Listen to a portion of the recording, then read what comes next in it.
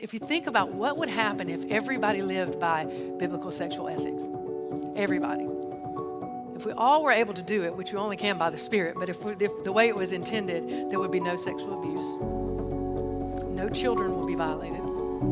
You could trust your kids with anybody because everybody lived by sexual ethics. They're not going to violate something. There's no sexually transmitted diseases.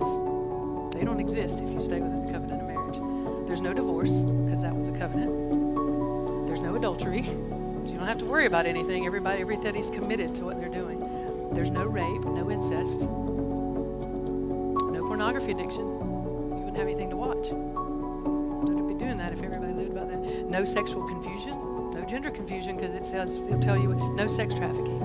Can you imagine if we had none of that? That's what God has created. That's what his intent was, to have this beauty and this safety. And, the truth is that all humanity is born into sin nature. All of us. Doesn't matter what thing we've got.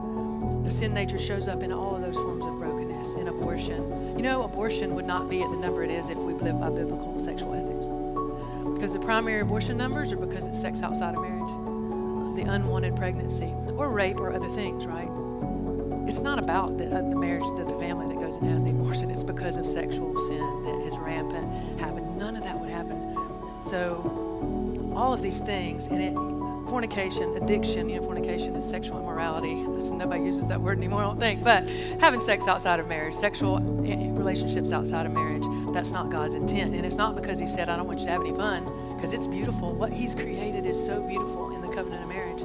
It's because of all this other stuff. And because you're going to miss the joy of family that he's created when you act out of all your stuff.